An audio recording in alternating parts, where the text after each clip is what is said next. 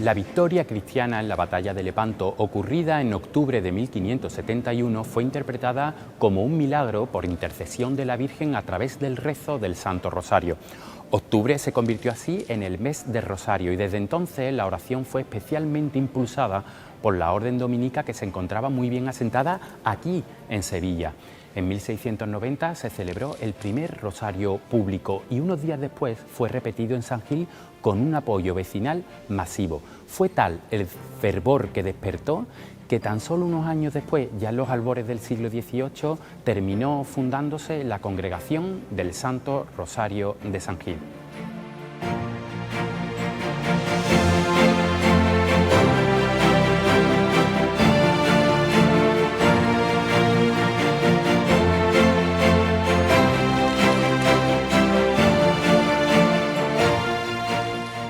Durante sus primeras décadas de vida, la Hermandad del Rosario fue creciendo exponencialmente y por lo tanto haciéndose de un patrimonio cada vez más notable. Entre sus bienes destacaba la imagen de una Virgen que hacia 1750 abandonó su modesto retablo lateral para presidir con magnificencia el altar mayor de esta parroquia mudéjar de San Gil, donde también residía la cofradía de la Sentencia de Cristo y de Nuestra Señora de la Esperanza. Pero esta historia de crecimiento cambió cuando en 1790 irrumpieron en Sevilla las nuevas ideas ilustradas que, procurando una mayor moderación, trataron de suprimir las hermandades y cofradías gremiales. Los hermanos del Rosario y de la Esperanza entendieron que la unión hace la fuerza y vieron en la fusión la única vía de subsistencia. Aquel pacto dejó una impronta muy marcada en la idiosincrasia de la Hermandad de la Macarena, una huella que aún percibimos en su organigrama, en el calendario de cultos y sobre todo en un interesantísimo patrimonio que vamos a ir descubriendo ahora a través de un recorrido por el museo y también por la basílica, así que acompañadnos que seguro que aprendemos cositas.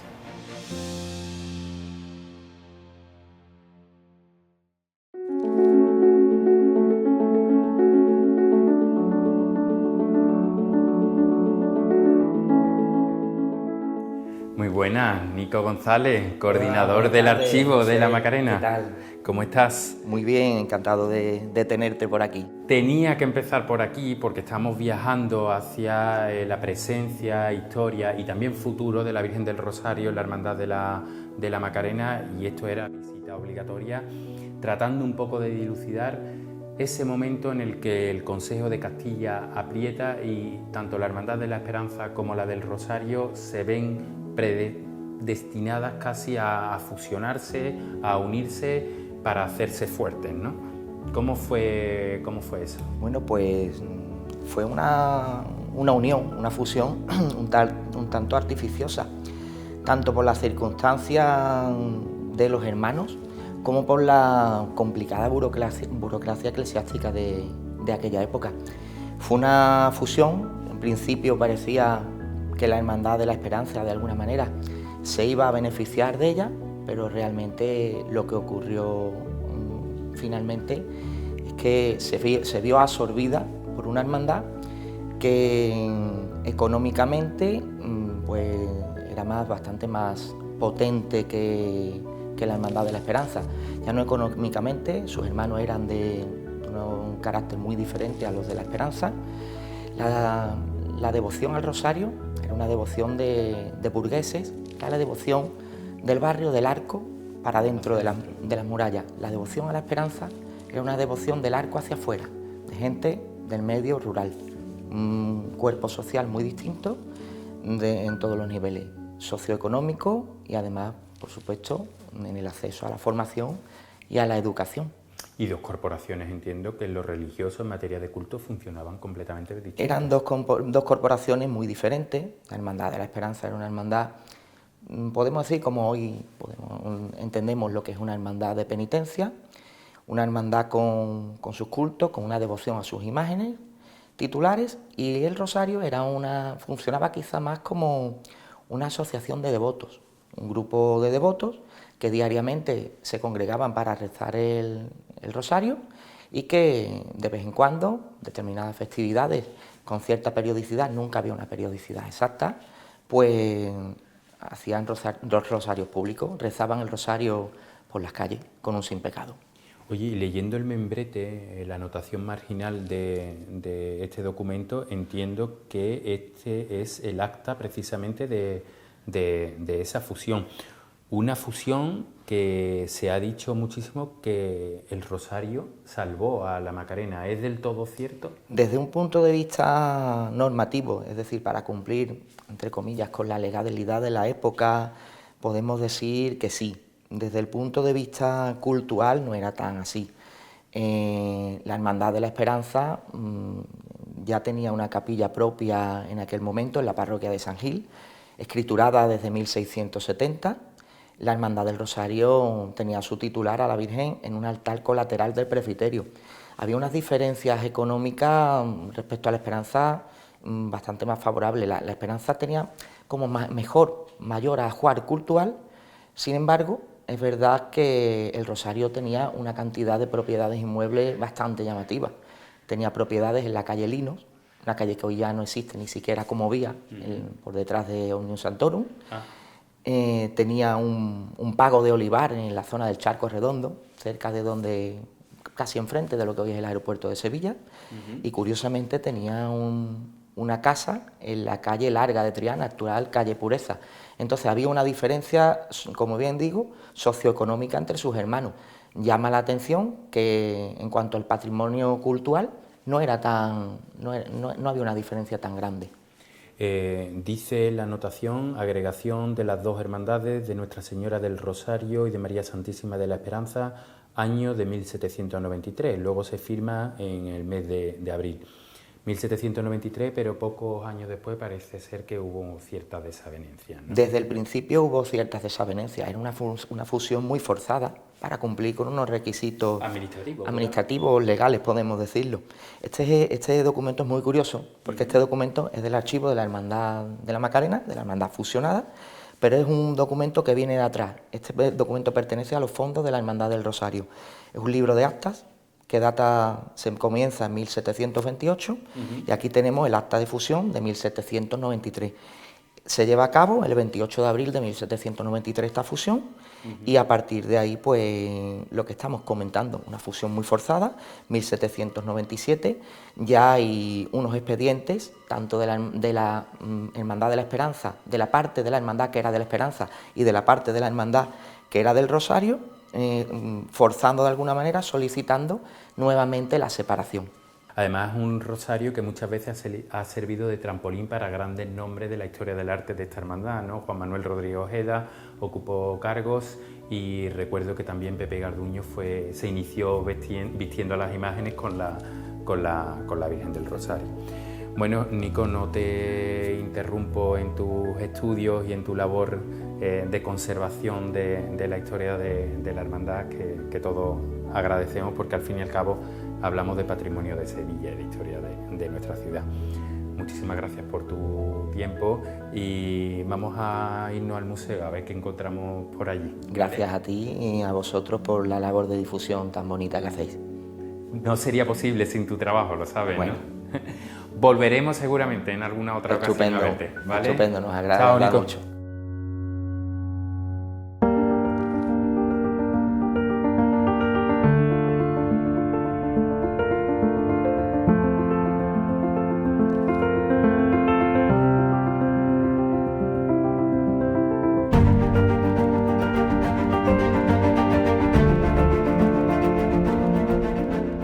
Muy buenas. Qué suerte encontraros aquí, José García y Pablos de Cirta. Estaba recorriendo el museo y la basílica buscando las distintas huellas que nos hablan de la historia de la Virgen del Rosario, y qué bueno encontrarte aquí como historiador de la intervención en este Sin Pecado, porque me resulta muy revelador el hecho de que la Congregación del Santo de Rosario de San Gil inaugurara su libro de actas precisamente con la adquisición de uno de esos Sin Pecado para el rezo del Santo Rosario público que originó la hermandad, ¿no? Efectivamente, como tú bien has dicho, José, el libro inicial de actas se inaugura con la adquisición de un Sin Pecado, que da la casualidad que no es tampoco el Sin Pecado primitivo, porque el libro de actas empieza en 1728 y precisamente en el acta del Cabildo que da pie a la apertura de ese libro, pues precisamente lo que se trata es de la adquisición de un Sin Pecado de gala, que bueno, pues no es este propiamente dicho, pero sí sería, digamos, como el antecesor de esta pieza. ¿Y qué me puedes contar de esta maravilla? Bueno, pues además de ser la pieza textil más antigua que tiene la Hermandad de la Macarena, parece ser que se documenta por primera vez en el inventario de 1799. Ahí parece ser que ya se refleja por primera vez la pieza y bueno, pues seguramente por las investigaciones que hemos llevado a cabo se adquirió ya una vez que la Hermandad del Rosario se fusiona con la de la Sentencia y Esperanza, coincidiendo además pues, con las primeras salidas de la Virgen del Rosario, porque en la regla se especifica que el secretario tenía que abrir la procesión de la Virgen del Rosario portando precisamente el Sin Pecado, o sea que además de utilizarse en los rosarios de gala, como ya hemos dicho antes, que se celebraban pues, en las fiestas digamos, principales de la hermandad, pues era la pieza que abría la procesión y curiosamente pues vemos aquí un dato bastante significativo porque habitualmente pues todo el mundo sabemos que las procesiones se inician con las cruces alzadas y aquí en este caso pues no, era el Sin Pecado el que daba inicio a la procesión. Tenemos por lo tanto una fecha, unas rocallas que nos anuncian el tardo barroco y no sabemos quién lo hizo. Documentalmente no, pero en la restauración que realizaron los Pablos el año pasado, pues pudimos cerrar un poco el cerco de la autoría en la figura de la bordadora Antonia Bazo Davies. Bueno, me estoy dando cuenta que es una pieza importantísima que bien merece todos los medios técnicos y científicos para recuperarla y a partir de ahora conservarla, ¿no? Mira, es una pieza importantísima, en primer lugar, porque aunque sin pecados haya muchos dentro del patrimonio de las hermandades, pero ya no hay tantos, siendo de esta época que estamos hablando de finales del siglo XVIII, que mantengan su terciopelo de seda original. Tenemos la suerte de estar ante una pieza con más de 2 siglos de historia que no se ha alterado en absoluto. Estamos conociendo la pieza tal y como salió del taller de la bordadora Antonia Bazo. O sea, documentarla era un paso importantísimo en esta intervención. Por supuesto. ¿Y qué habéis hecho para ello? Bueno, la restauración ha sido afortunadamente enfocada desde un punto de vista científico, se habló con la hermandad, se les puso la necesidad de abordarla desde distintos puntos de vista y entonces, por ejemplo, lo primero que se acometió fue un estudio tridimensional, ¿vale? Se hizo un modelado tridimensional y una digitalización que la realizó Belén Jiménez Fernández Palacio para documentar el estado inicial de la pieza y luego documentar el estado final. Y entonces ahí se ha visto perfectamente el cambio y eso nos va a permitir, de cara al futuro, ir valorando el estado de conservación de la pieza, ¿vale? De forma totalmente pormenorizada. Luego se realizaron una serie de análisis paralelos a la restauración, porque como comentamos, tenemos materiales con más de 2 siglos de historia. Se realizaron estudios científicos, se tomaron muestras del terciopelo. Tenemos seda natural, hilos de seda natural que sabemos que era un material de lujo. El tinte se identificó como la cochinilla americana, la que se empleó para teñir este terciopelo, ¿vale? Los hilos metálicos son hilos de plata sobredorada, bañada en oro. O sea, tenemos materiales de lujo. Todos esos análisis se hicieron en la Universidad Pablo de Olavide, ¿vale? Con la doctora Pilar Ortiz. Bueno, pues a juzgar por ese aparato gráfico que me hablas, El cambio ha sido brutal y entiendo que la intervención fue bastante compleja. ¿Cuáles fueron los principales tratamientos para conseguir este fantástico resultado? Pues efectivamente ha sido una intervención muy compleja que duró 9 meses. Comenzamos pues, bueno, con el aspirado y el microaspirado de la pieza para eliminar todos los residuos de polvo. Se ha limpiado toda la ornamentación bordada. En este caso es verdad que los hilos de seda que fijan el hilo metálico estaban muy debilitados. Entonces ha sido una limpieza muy delicada porque había que ir con muchísimo cuidado. Se han fijado todos esos hilos metálicos que estaban sueltos, así como el terciopelo de base, que para ello pues, se tiñeron diferentes tejidos de seda que entonasen con las zonas que realmente necesitaban de ese soporte, porque por la pérdida del pelo pues había unas zonas que tenían un tono y otras pues con el pelo tenían otro. Y también se ha reconstruido, se ha reintegrado cromáticamente algunas pérdidas que tenía de hilos metálicos para que la visión de conjunto no se viese el bordado en basto, sino que bueno, quedase integrado pues eso, cromáticamente a la visión general. Además de eso, sí se le ha realizado toda la fijación y la limpieza y la reintegración de la pintura, que la ha hecho Carlos Peñuela. Y por último se le ha colocado un soporte interno de refuerzo para bueno, garantizar más la estabilidad de la pieza, firmeza. Efectivamente. Oye, una intervención exhaustiva, científica, felicidades, y que nos permite, por supuesto, hacer una lectura completa, exhaustiva, general y en detalle de un bien que revela muchísimas cosas.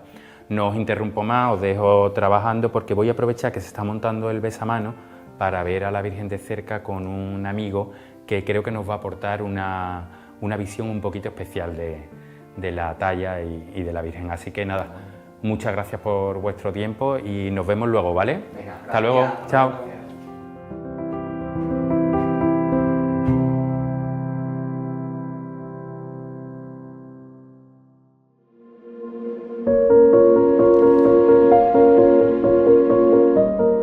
Muy buena, Juan. Hola, ¿qué hay, José? ¿Qué tal? Oye, te veo ensimismado en el sueño del niño de la Virgen del Rosario y aquí en este besamanos. Me encanta encontrarte aquí porque veníamos hablando de la particularidad de este sueño del niño que podía darnos a entender que ese diálogo de la madre con su hijo se ha visto interrumpido por el sueño en el que profundamente está sumido el niño Jesús, ¿no? Y parece ser que puede ser todo lo contrario. Sí, existe bueno, una vinculación, ¿no?, de la madre con su bebé en cuanto al contacto ya por una serie de instintos que tiene el bebé, ¿no? No solo ya el contacto piel con piel, como se puede dar, por ejemplo, en nuestra profesión como pediatras, lo usamos, por ejemplo, para la estimulación del niño prematuro, ¿no? En la técnica canguro, en el piel con piel. Pero es que además el niño tiene una serie de instintos, de reflejos, de olfateo, que el niño el bebé cuando está con su mamá, pues está eso, plácido, relajado y aunque esté dormido, en todo momento sabe que está con su mamá por esos otros reflejos y esos otros instintos, ¿no? Me hablas de tranquilidad y es muy llamativo esto porque el sueño, la dormición, forma parte del arte desde los tiempos de la época clásica, ¿no?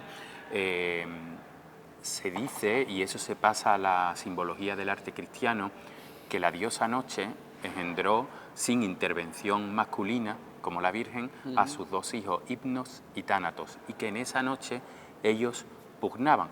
Santo Tomás de Aquino dice que el primer pensamiento de Jesús, y fue una constante en su vida y en su infancia, era siempre la cruz.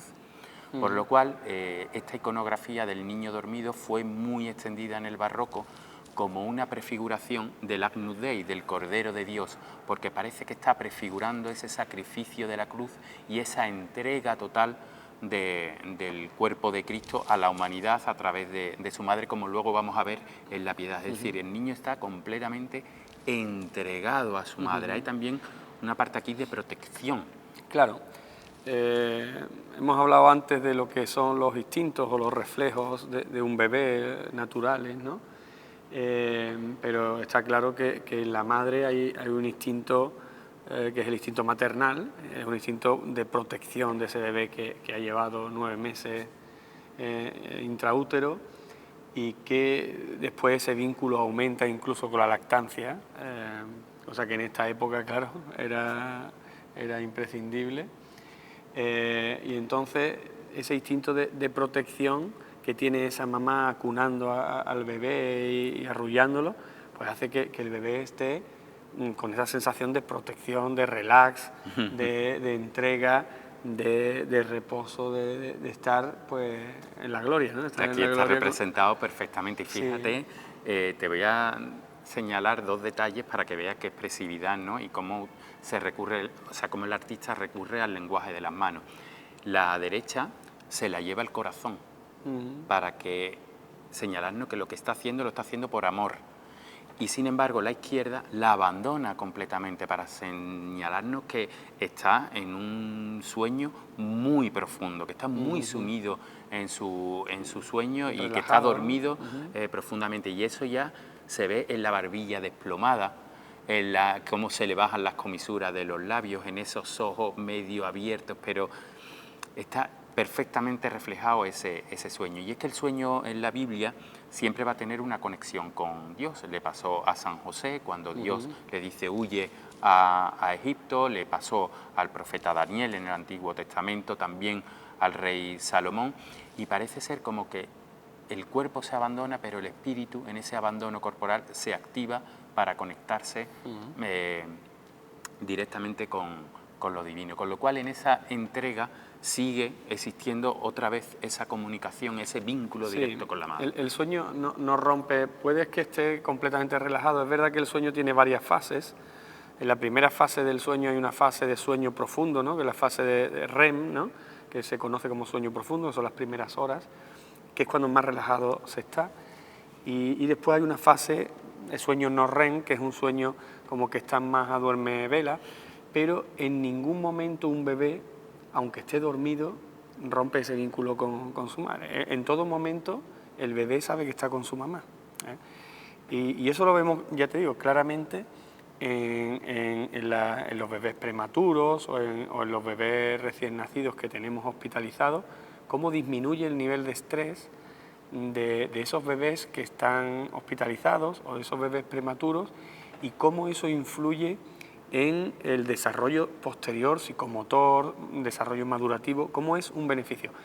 Que se lo decimos a las madres, no solo la técnica piel con piel mientras está despierto, es que cuando están dormidos ellos siguen esa vinculación, y eso tiene consecuencias muy positivas en el desarrollo posterior de ese bebé. Entonces me quedo con una idea básica de nuestra conversación, y es que acunar a un bebé no significa interrumpir una comunicación, sino más bien reforzarla y establecer lazos de vinculación, reforzando así el papel maternal de María, de su hijo, de Dios y de toda la humanidad. Y la cara de satisfacción de la madre, que ¿no? tiene ella, la cara de satisfacción.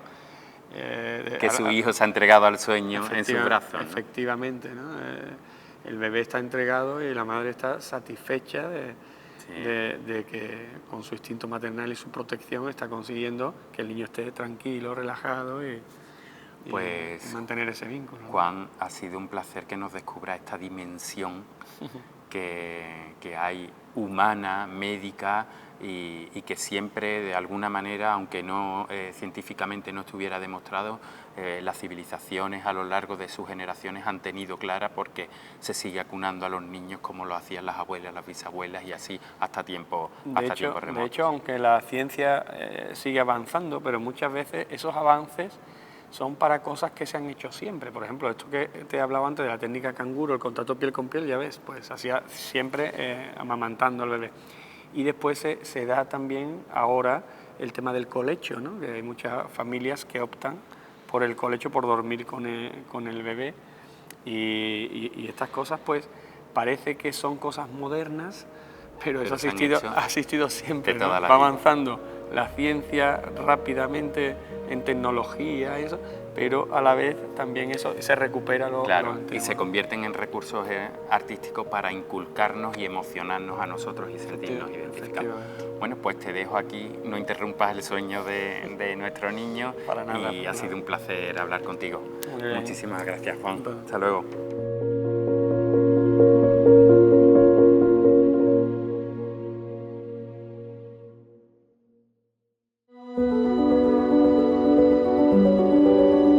En la Macarena, este mes rosariano no podía concluirse de otra manera que con una procesión extraordinaria, la de Nuestra Señora del Rosario, el último domingo de octubre, como se ensayó a finales del siglo XVIII y como se consolidó a partir del XIX. Y por eso hemos vuelto a la Basílica para reencontrarnos con la Virgen, pero ya sobre su paso, en una estampa categórica donde todo eso que hemos ido descubriendo adquiere su más auténtico sentido.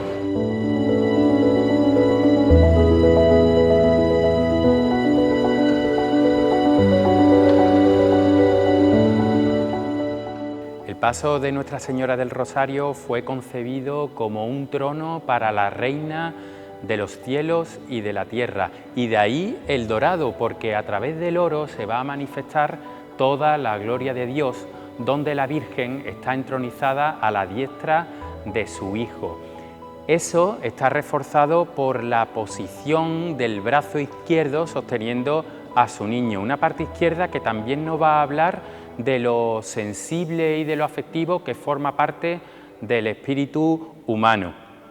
En la gloria, la Virgen intercede ante su Hijo por la humanidad y sobre todo por aquellos que le rezan el Santo Rosario. Por eso vamos a ver que la imagen ofrece el Santo Rosario a todos los devotos que dirigen su mirada hacia ella. Un rosario que está sostenido por ella, por sus manos y por la de su Hijo, informándonos que será el medio más directo para unirnos a ellos.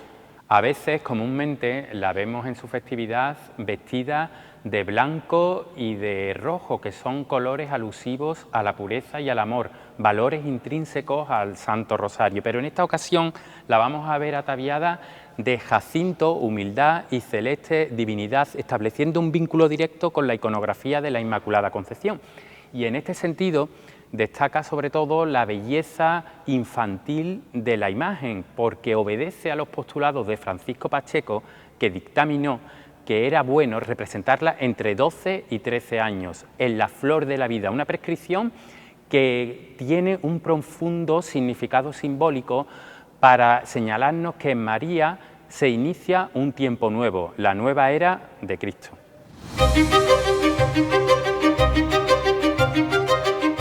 Siguiendo esta lectura iconográfica, María se nos va a presentar en el paso como una nueva Eva, una Eva que ya no obedece a la serpiente, sino que la vence a través del fruto bendito de su vientre, a través de ese fruto de salvación que es Jesucristo. De este modo, la Virgen une el Génesis con la revelación de San Juan para dejarnos claro que ella está presente en todo el relato bíblico, pues es parte fundamental del plan salvífico de Dios, y por eso Dios va a estar siempre con ella y se va a hacer y manifestar a través de símbolos como los ángeles y sobre todo como esa ráfaga dorada que es el vestido de sol con el que se materializa toda su gloria. También vamos a encontrarnos a la Virgen Reina, no solo por la corona, sino por el cetro de su autoridad y también por las joyas que nos van a recordar el Salmo 45.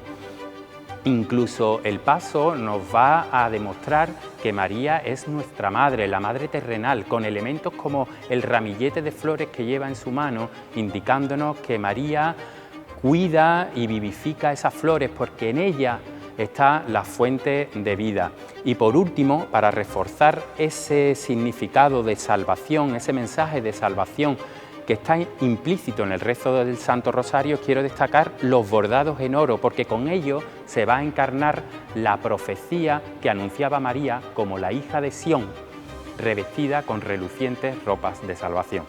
De este modo, la Virgen del Rosario es memoria viva de esta hermandad, oración profunda de sus devotos y también un punto de encuentro familiar para todos bajo los sentimientos de la ilusión y de la esperanza por la vida y por la eternidad. Y es que la Virgen del Rosario es Macarena.